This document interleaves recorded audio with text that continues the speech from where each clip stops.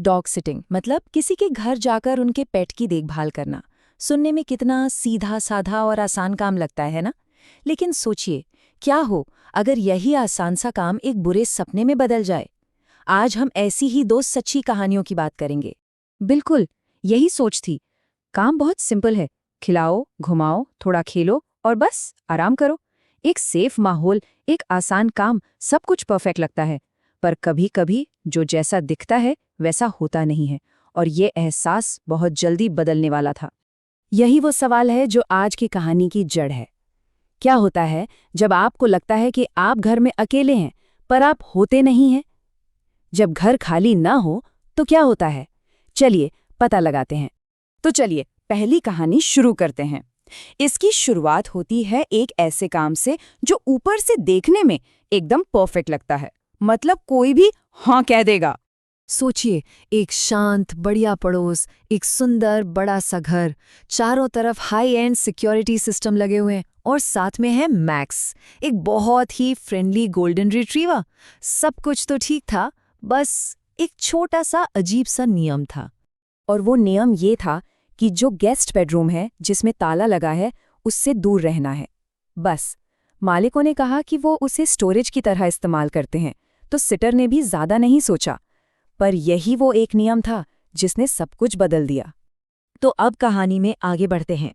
देखते हैं कि उस बंद कमरे के पीछे आखिर क्या राज छुपा था। अक्सर कहते हैं ना कि जानवरों को कुछ चीजें इंसानों से पहले पता चल जाती हैं। इस कहानी में भी सबसे पहली वार्निंग किसी इंसान ने नहीं दी, बल्कि मैक्स ने दी। ये सब अचानक नहीं हुआ, धीरे धीरे हुआ। दूसरी रात को मैक्स उस गेस्ट रूम के दरवाजे को देखकर गुर्राने और रोने लगा। फिर सिटर ने ध्यान दिया कि दरवाजे पर पुराने खरोच के निशान हैं। उसी रात आधी रात के करीब हॉल से कुछ खुरचने की हल्की सी आवाज आई, और फिर तीसरी रात सुबह के 3:12 पर वो गेस्ट रूम का दरवाजा थोड़ा सा खुला हुआ था। परेशान होकर सिटर ने मालिक को टेक्स्ट किया, और उनका जो जवाब आया वो कोई तसल्ली देने वाला नहीं था, बल्कि वो एक सीधी सीधी चेतावनी थी, दरवाजा मत खोलना। सोचे ये सुनकर डर कितना बढ़ गया होगा। अब हिम्मत करके दरवाजा तो खोलना ही था। अंदर क्या मिला? कुछ भी नहीं। कमरा एकदम खाली था, कोई सामान नहीं, कोई बॉक्स नहीं, कुछ भी नहीं। सिर्फ एक खिड़की खुली थी जिससे ठंडी हवा अंदर आ रही थी। थोड़ा अजीब था, पर इतना भी नहीं कि बहुत ज्यादा डर लगे। और फिर नजर पड़ी एक कैमरे पर। एक खाली कमरे के ठीक बीच में एक कैमरा रखा हुआ था। अब सवाल ये था कि इस कैमरे का यहाँ क्या काम? और जब सिटर ने ध्यान से देखा तो उस कैमरे का लेंस सीधे उनके बेडरूम की तरफ था। मतलब कोई उन्हें देख रहा था, और वो भी उसी घर के अंदर से। मामला पुलिस तक पहुंचा। जब सिक्योरिटी फुटेज देखी गई तो जो सच सामने आया वो होश उड़ा देने वाला था। एक आदमी पहले दिन ही घर में घुस गया था, सिटर के आने से भी पहले, और गेस्ट रूम में छुप गया था। और सबसे डरावनी बात ये थी कि घर के मालिकों को ये बात पता थी। तो पहली कहानी में खतरा घर के अंदर ही था, लेकिन अब जो दूसरी कहानी है उसमें खतरा बाहर से आया, दरवाजे पर दस्तक देकर। यहाँ भी कहानी की शुरुआत होती है एक कुत्ते से।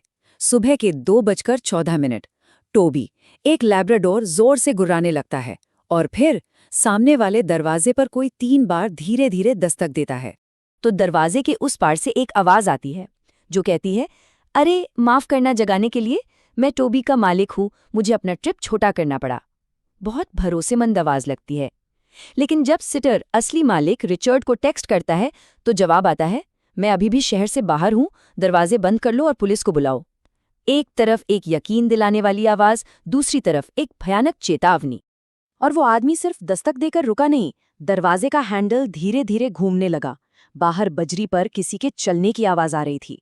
फिर पिछले दरवाजे के पास से हलचल सुनाई दी, और फिर खिड़की के फ्रेम पर कुछ धातु के रगड़ने की आवाज।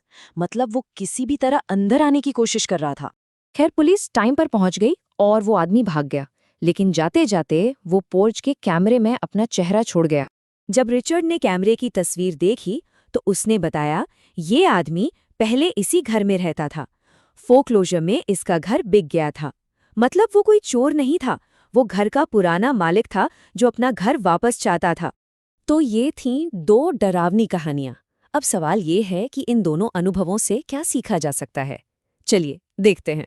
तो देखिए, पहली कहानी में रेड फ्लैग था कुत्ते का डर एक बंद कमरे से, और असली खतरा घर के अंदर ही एक घुसपैठिया छिपा था और मालिकों को पता था। इससे सीख ये मिलती है कि जानवरों की गट फीलिंग पर भरोसा करना चाहिए। वहीं दूसरी कहानी में रेड फ्लैग था एक अनजान आवाज का मालिक होने का दावा करना, और असली खतरा था पुराने मालिक का घर में घुसने की कोशिश करना। और यहाँ सीख ये है कि किसी की भी पहचान को वेरीफाई करना बहुत जरूरी है, खासकर अजनबियों की। तो कुल मिलाकर कुछ बातें हमेशा ध्यान में रखनी चाहिए। अपनी गट फीलिंग पर और जानवरों की गट फीलिंग पर हमेशा भरोसा करें।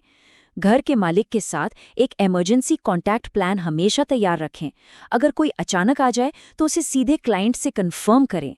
और सबसे बड़ी बात, अगर कभी भी असुरक्षित महसूस हो तो उस फीलिंग को इग्नोर मत कीजिए।